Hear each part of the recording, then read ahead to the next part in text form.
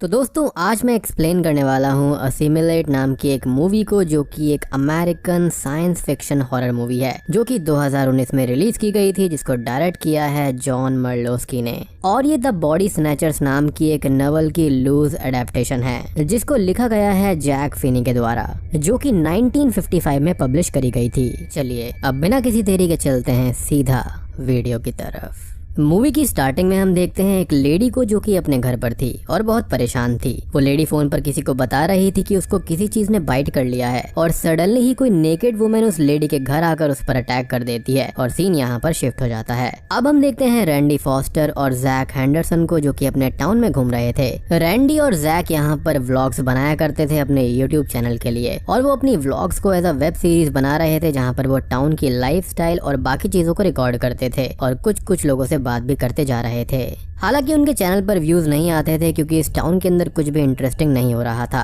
खैर वो दोनों टाउन में जाकर कायला को मिलते हैं जो कि जैक की क्रश होती है, लेकिन वो उसको एक दोस्त की तरह ही मानती थी। जिसके बाद में वो पास्टर ग्रेग और बहुत से लोगों से मिलते हैं और साथ ही हर चीज को रिकॉर्ड करते जाते हैं। रैंडी और जैक को मिस बिसेट मिलती हैं जो कि उन लोगों को कुछ छोटे छोटे एंड्स जैसे बग के बारे में बताती है जो अचानक से टाउन में दिखने लगे थे, जिसके बारे में उनको कोई भी आइडिया नहीं था। खैर अगले सीन में जैक और रैंडी कायला और उसकी फैमिली से मिलते हैं, जिससे उनकी थोड़ी बहुत हंसी मजाक होती है और वो लोग घर आ जाते हैं। अब घर पर जैक के फादर मिस्टर हैंडरसन और उसकी मदर को वो लोग अपने वीडियोस दिखाते हैं और जैक के फादर यहाँ पर हैंडीकैप्ड होते हैं जिनके दोनों ही पैर नहीं थे। क्या रात को रैंडी और जैक घूम रहे होते हैं कि तभी उनको मिस बिसेट के चिल्लाने की आवाज आती है और वो दोनों उनके घर पर जाते हैं। रैंडी का कैमरा हमेशा ऑन ही रहता था जिससे वो सब कुछ रिकॉर्ड करता रहता था। मिस बिसेट के घर जाने पर वो लोग देखते हैं कि उनका घर बिखरा पड़ा हुआ था और उनके घर पर ब्लड भी फ्लोर पर फैला था, जिससे वो लोग थोड़े से परेशान हो जाते हैं और मिस बिसेट को ढूंढने लगते हैं। तभी मिस बिसेट उनको एक क्लोजेट में छुपी हुई मिलती है जो कि बहुत ही डरी हुई थी और वो बोलती है कि किसी अजीब से क्रीचर ने उनको काट लिया है जिसका जख्म काफी गहरा था।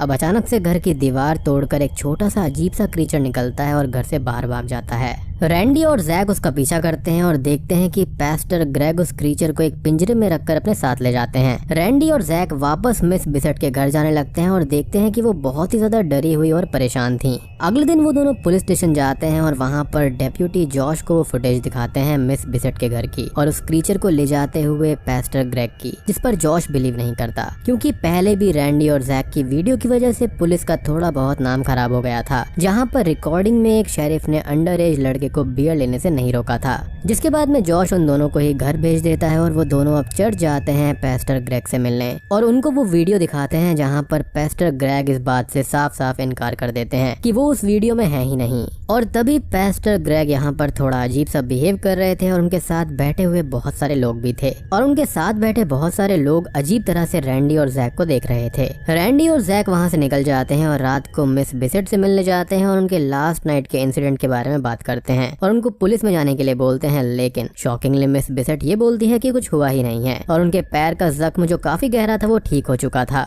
साथ ही साथ वो भी थोड़ा सा अजीब तरह से बिहेव कर रही थी और रैंडी और जैक को अपने बेडरूम में चलने के लिए बोलती है, जो बात उनको काफी अजीब लगती है और वो दोनों बाहर चले आते हैं। अब बाहर आने पर उनको मिस बिसेट के बेडरूम से कुछ आवाजें आती हैं और वो बेडरूम की विंडो से अंदर झांक कर देखते हैं तो वहाँ पर उनको बेड पर डायलन बंधा हुआ दिखाई देता है और मिस बिसेट उसके पास अजीब तरह से खड़ी होकर उसको देख रही थी, लेकिन तभी डायलन विंडो पर आ जाता है जिससे रैंडी और जैक को वहाँ से भागना पड़ता है। अब घर जाकर जैक और रैंडी जैक के पेरेंट्स को वो फुटेज दिखाते हैं और बोलते हैं कि टाउन में कुछ तो अजीब हो रहा है, जिस पर जैक के पेरेंट्स बिलीव ही नहीं करते और सोने चले जाते हैं। अब वहाँ पर कायला आती है जो कि काफी परेशान थी और वो बोलती है कि उसके डैड अब पूरी तरह बदल गए हैं और उसको वो उसके डैड जैसे लगते ही नहीं है, साथ ही उसकी मॉम भी गायब है। रैंडी और जैक कायला के घर पर जाते हैं उसके साथ और वो लोग देखते हैं कि कायला के डैड सच में बहुत ही अजीब तरह से बिहेव कर रहे थे क्योंकि वो लोग उनको पहले से जानते थे। जैक अब वॉशरूम जाने के बहाने से अंदर जाता है और दूसरे रूम्स में छानबीन करने लगता है, वो भी यूवी लाइट्स की हेल्प से, जहाँ पर उसको फ्लोर पर एक ब्लैक कलर का लिक्विड दिखाई देता है जो जैक को समझ में नहीं आता कि ये क्या हो सकता है और उसको रूम में छुपा हुआ जोई मिलता है, यानी कि कायला का भाई, जो कि अपने फादर से डरकर छुपा हुआ था। अब कायला के फादर को शक होने लगता है और वो वॉशरूम चेक करने जाते हैं, जिनके आने की आहट सुनकर जैक वॉशरूम में आ जाता है और उसको वहाँ पर एक छोटे से बॉक्स में कायला की मॉम की डेड बॉडी मिलती है, जो कि बहुत ही बुरी हालत में रखी हुई थी, जिससे डर कर वो बाहर भाग जाता है। अब बाहर आकर रैंडी और कायला जैक से पूछते हैं कि हुआ क्या है, जिस पर वो कायला को अंदर की रिकॉर्डिंग दिखाता है और अपनी मदर की डेड बॉडी देखकर कायला बहुत ही दुखी हो जाती है। अब अगले दिन वो लोग डेप्यूटी जॉश के पास में जाते हैं और उनको वीडियो दिखाकर अपने साथ कायला के घर पर लेकर आते हैं, जहाँ पर अब जॉश को वीडियो पर यकीन था और वो कायला के डैड से पूछताछ करने लगते हैं। लेकिन शॉकिंगली कायला की मॉम वहाँ पर आ जाती है, जो कि बिल्कुल ठीक थी, और कायला उनको देखकर बहुत खुश होती है और उनको हक कर लेती है। लेकिन हक करते ही वो समझ जाती है कि वो लेडी उसकी मदर नहीं है। वहाँ पर पेस्टर ग्रेग भी थे और वो बोलते हैं कि ये सब वीडियोस झूठी हैं। साथ ही वो जॉश को भी भला बुरा सुना देते हैं, जिससे जॉश को बुरा लगता है और वो रैंडी, जैक और कायला से गुस्सा होकर वहाँ से चला जाता है।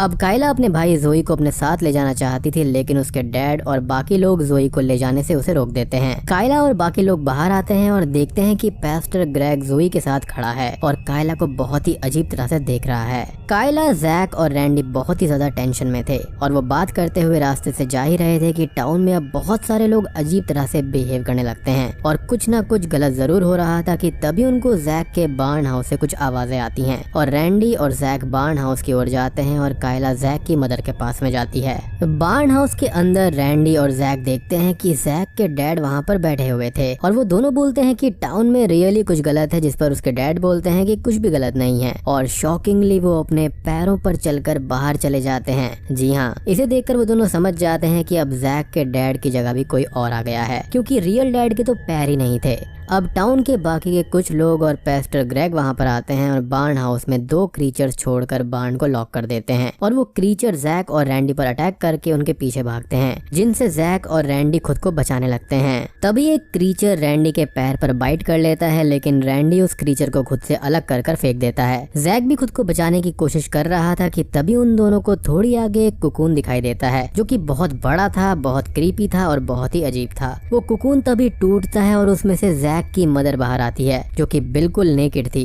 बट वो काइंड ऑफ न्यू बॉर्न की तरह लग रही थी, जिसका साइज बिल्कुल फुली ग्रोन ह्यूमन जैसा था। अब जैक की मदर दूसरी ओर भागती है, लेकिन जैक और रैंडी उनके पीछे जाते हैं और वो देखते हैं कि कुकून से निकली हुई जैक की मदर उसकी रियल मॉम को छूती है और उनके अंदर सारा लाइफ सोर्स और मेमोरीज वो ले लेती है, जिससे जैक की रियल मदर की वहीं ऑन द स्पॉट डेथ हो जाती है। और ये देखकर जैक उस क्लोन को स्टैब करके मार देता है और कायला की हेल्प से जैक और रैंडी बाहर भाग जाते हैं। वो तीनों अब जॉश के पास जाते हैं और पहले उनको लगता है कि जॉश भी क्लोन ही होगा, लेकिन जॉश बिल्कुल सही था। बट वो अपने क्लोन की डेड बॉडी उनको दिखाता है, जिसको जॉश ने मार दिया था, और जॉश ये बोलता है कि उस क्रीचर ने उसको भी काट लिया था, लेकिन जॉश ने खुद को कंट्रोल में रखा और जैसे ही उसका क्लोन बना उसने उसको मार दिया। वो लोग बात करते हैं कि ये कोई एलियन इन्वेजन हो सकता है, जहाँ पर ये क्रीचर एलियंस होम और वो ह्यूमंस को क्लोन करके उनकी मेमोरीज और लाइफ सोर्स एनर्जी ले रहे हैं, जिससे रियल ह्यूमन मारा जाता है और साथ ही जब तक वो क्लोन ह्यूमन की मेमोरीज नहीं ले लेते तब तक वो किसी एनिमल की तरह ही बिहेव करते हैं। वो लोग अब बात कर ही रहे थे कि तभी रैंडी का क्लोन घर के बाहर आ जाता है भागते हुए और घर के ऊपर चला जाता है। जॉश अब घर के अंदर उस पर शूट करता है, लेकिन वो क्लोन किसी एनिमल की तरह बहुत ही ज्यादा तेज था और वो हर बार बच जाता है। अब वो सभी लोग क्लोन रैंडी से बचने की कोशिश कर ही रहे थे कि तभी वहाँ पर बहुत सारे क्लोन्स आने लगते हैं और सभी पर अटैक करते हैं। अब जॉश यहाँ पर समहाउ उनको कुछ देर रोकने की कोशिश करता है, लेकिन वो क्लोन उनको अपने पास खींच लेते हैं और जान से मार देते हैं। रैंडी ये देखता है कि वो सब घर पर आ ही चुके हैं और घर भी तहस नहस हो चुका है, इसलिए वो जैक और कायला को बचाने के लिए खुद बाहर चला जाता है और उस क्लोन की भीड़ को अपने पीछे बहुत दूर ले जाता है, जिससे जैक और कायला को भागने का मौका मिल जाए। वो लोग भागते हुए जंगल में जाते हैं और जैक देखता है कि फोन के सिग्नल्स अभी भी नहीं आ रहे हैं, क्योंकि नेटवर्क सिग्नल्स को किसी तरह से ब्लॉक करा गया था। कायला बताती है कि उनकी मदर की शॉप पर वैन रखी हुई है, जिससे वो लोग टाउन के केबल ऑफिस तक जा सकते हैं और वहाँ से ये सारे वीडियोस अपलोड कर सकते हैं, ताकि ये बात इस क्रीचर और क्लोन के बारे में सभी तक पहुँच जाए और कोई उनकी हेल्प कर सके। अब वो दोनों कायला की मदर की शॉप पर जाने लगते हैं, लेकिन सारे टाउन में ही क्लोन्स घूम रहे थे और वो लोग अब उन क्लोन की तरह ही बिहेव करके आगे बढ़ने लगते हैं और शॉप तक पहुंच जाते हैं। जैक अब शॉप के अंदर से वैन की कीज लेने जाता है और कायला बाहर नजर रख रही थी कि तभी उसको एक जगह पर जोई खड़ा हुआ दिखाई देता है और वहाँ पर बहुत सारे लोग भी थे जो बच्चों को अपने साथ लाए थे। बेसिकली ये क्लोन्स थे जो कि अब बच्चों को क्रीचर से बाइट करवाकर क्लोन करना चाहते थे। अब कायला क्लोन की तरह बिहेव करके वहाँ तक जाती है और एक लड़की को कायला पर शक हो जाता है। जोई कायला को देखकर रोने लगता है, जिससे कायला भी दुखी होती है और उसके आंसू गिर जाते हैं, जिससे एक क्लोन लड़की समझ जाती है कि कायला अभी भी ह्यूमन है और वो स्क्रीम करती है, जो कि काइंड ऑफ उनका कम्युनिकेशन वे था, जो कि काफी अजीब था। और सभी क्लोन्स कायला की ओर बढ़ने लगते हैं। अब कायला जोई को वहाँ से दूर भगा देती है और उनके कैबिन में जाकर छुपने का बोलती है, जो कि जंगल में था, और जोई भागकर वहाँ चला जाता है। सभी क्लोन्स कायला को पकड़ लेते हैं और वो उसके पास एक क्रीचर लाते हैं, जो कि कायला को बाइट कर लेता है। लेकिन अब तक जैक वैन लेकर वहाँ पर आ जाता है और कायला को लेकर वहाँ से भाग जाता है। वो लोग टाउन से दूर चले आते हैं, बट उनकी वैन रास्ते में खराब हो जाती है और कायला बोलती है कि वो बाइट हो चुकी है, तो उसका क्लोन उसको मारने जरूर आएगा। जैक कायला को संभालता है और हम देखते हैं कि उस वैन में वो छोटे छोटे एंट्स जैसे बग्स थे,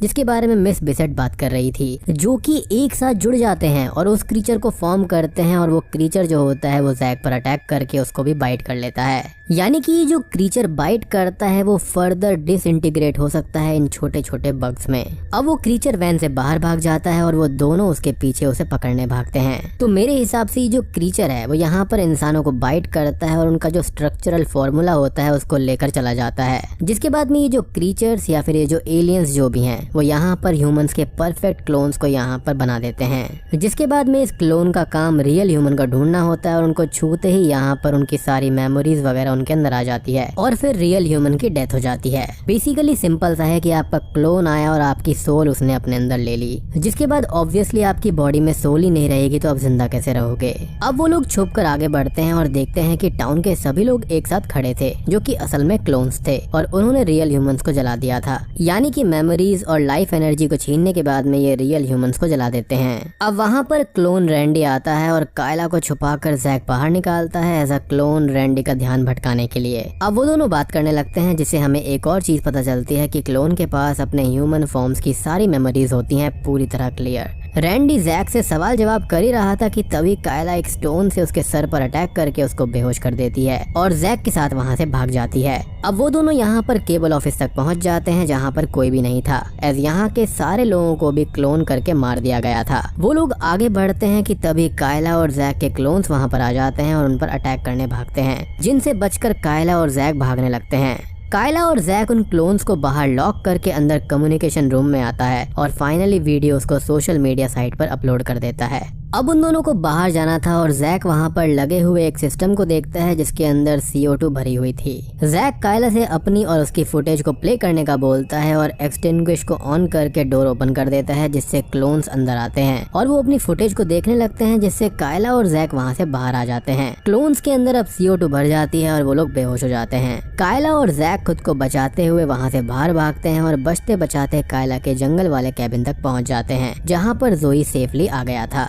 अब वो लोग टीवी पर ये देखते हैं कि सारी दुनिया में ही ये एलियन इन्वेजन फैल गया है और जो इनका टाउन है वहाँ पर सबसे आखिरी हमला हुआ है। यानी कि और सारी कंट्रीज इससे ऑलरेडी जूझ रही हैं और सभी लोग मोस्टली क्लोन्स बन गए हैं और असली ह्यूमंस को मारकर जला रहे हैं, जिस पर वो लोग ये बोलते हैं कि अब कोई भी नहीं बचा है और अब उनको कोई भी नहीं बचा पाएगा और ना ही कोई बच पाएगा। जिसके बाद में मूवी के पोस्ट क्रेडिट सीन में हम ये देखते हैं कि कायला और जैक की अपलोड की हुई वीडियो पर बहुत सारे कमेंट्स आने लगते हैं, मीनिंग कि दुनिया में अभी भी कुछ लोग बचे हुए हैं। और बूम, ये मूवी यहीं पर खत्म हो जाती है। तो दोस्तों ये थी असिमिलेट 2019 मूवी की कहानी। उम्मीद करता हूँ कि आपको ये वीडियो और मूवी पसंद आई होगी। तो आप लोग मुझे बताइएगा कि ये बग्स या फिर एलियंस या फिर क्रीचर्स क्या हैं। तो वीडियो पसंद आई हो तो लाइक कर देना, चैनल पर नए हैं तो सब्सक्राइब कर लीजिए। तो मैं आप सबको मिलता हूँ अगली वीडियो के साथ में।